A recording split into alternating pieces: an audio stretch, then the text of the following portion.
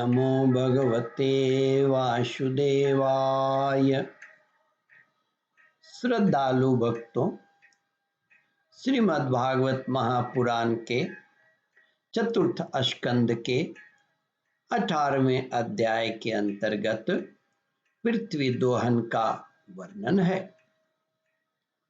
इसके पूर्व जहां तक आप कथा श्रवण कर चुके हैं उसके आगे का प्रस्तुतिकरण करता हूं।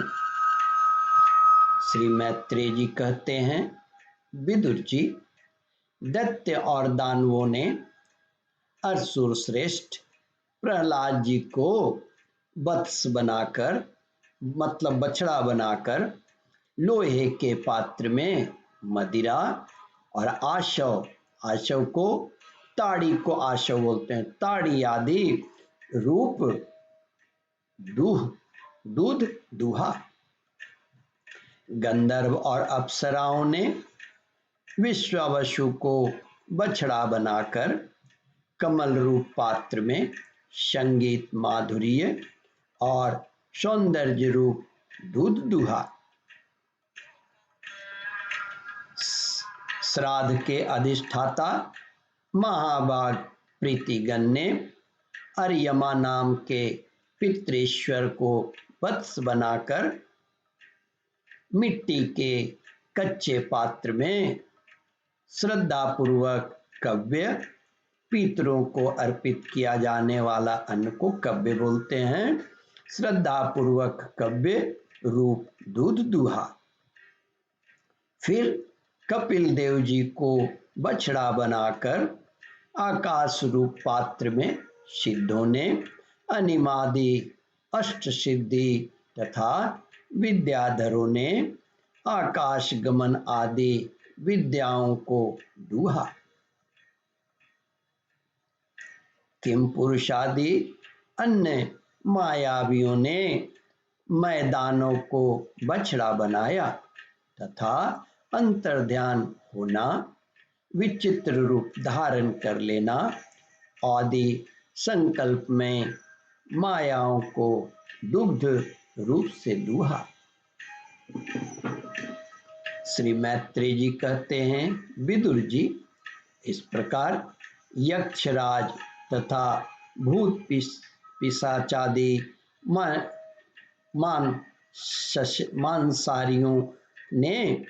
मांसाहारियों ने भूतनाथ रुद्र को बछड़ा बनाकर कपाल रूप पात्र में रुधिराश्व रूप दूध दुहा। बिना फन वाले सांप, नाग और बिच्छू आदि विषैली जंतुओं ने तक्षक को बछड़ा बनाकर मुख रूप पात्र में विष रूप दूध दुहा। पशुओं ने भगवान रुद्र के वाहन बैल को वत्स बनाकर उनको बछड़ा बनाकर वन रूप पात्र में तृण रूप दूध दुहा।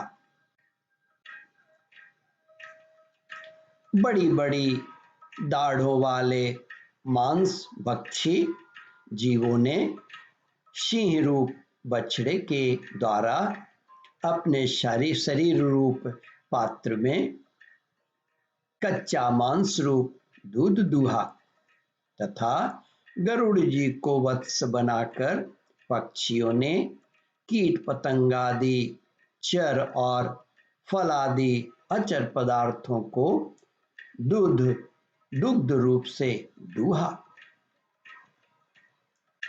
वृक्षों ने बट को वत्स बनाकर अनेक प्रकार का रस रूप दूध दुहा और पर्वतों ने हिमालय को बछड़े के द्वारा अपने शिखर रूप पात्रों में अनेक प्रकार की धातुओं को दुहा।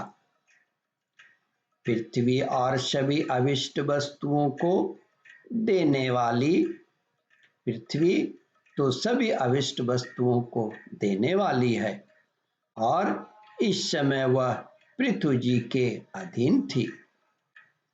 अतः उससे सभी ने अपनी अपनी जाति के मुखिया को बछड़ा बनाकर अलग अलग पात्रों में भिन्न भिन्न प्रकार के पदार्थों को दूध के रूप में दूध के रूप में दूह लिया। श्री मैत्रेय जी कहते हैं, कुरुश्रेष्ठ विदुर जी, इस प्रकार पृथु आदि सभी अन्न भोजियों ने भिन्न भिन्न दोहन पात्र और वस्त्रों के द्वारा अपने अपने विभिन्न अनुरूप दूध पृथ्वी से दूहे। इससे महाराज पृथु ऐसे प्रसन्न हुए कि सर्व काम दूहा पृथ्वी के प्रति उनका पुत्री के समान स्नेह हो गया और उसे उन्होंने अपनी कन्या के रूप में स्वीकार कर लिया। फिर राजाधिराज पृथु ने अपने धनुष की नोक से पर्वतों को फोड़कर इस सारे भूमंडल को प्रायः समतल कर दिया। वे पिता के समान अपनी प्रजा के पालन पोषण की व्यवस्था में लगे हुए थे। उन्होंने इस समतल भूमि में प्रजा वर्ग के लिए जगह जगह यथा योग्य निवास स्थान का विभाग किया। यहीं से अलग अलग रहने का व्यवस्था शुरू हुआ था। उन्होंने इस समतल भूमि में प्रजा वर्ग के लिए जहां तहां यथा योग्य निवास स्थान का विभाग किया। अनेकों गांव, कस्बे, नगर, दुर्ग, अहीरों की बस्ती, पशुओं के रहने के स्थान, छावनियां, खाने, किसानों के गांव और पहाड़ों की तलहटी के गांव बसाए। महाराज पृथु से पहले इस पृथ्वी तल पर पूर्वग्रमादि का विभाग नहीं था। सब लोग अपने अपने सुविधे के अनुसार बेखट के जहां तहां बस जाते थे। ओम परमात्मने नमः। श्रद्धालु भक्तों, इस कथा को ध्यान पूर्वक श्रवण, मनन और इसका चिंतन करें। इस कथामृत का रसास्वादन अपने बंधु बांधवों को भी करावे। इस वीडियो को शेयर और सब्सक्राइब करें। ओम परमात्मने नमः। श्रद्धालु भक्तों, यहाँ पर 18वां अध्याय समाप्त होता है। इसके आगे 19वां अध्याय प्रारंभ करूंगा। ओम नमो भगवते वासुदेवाय।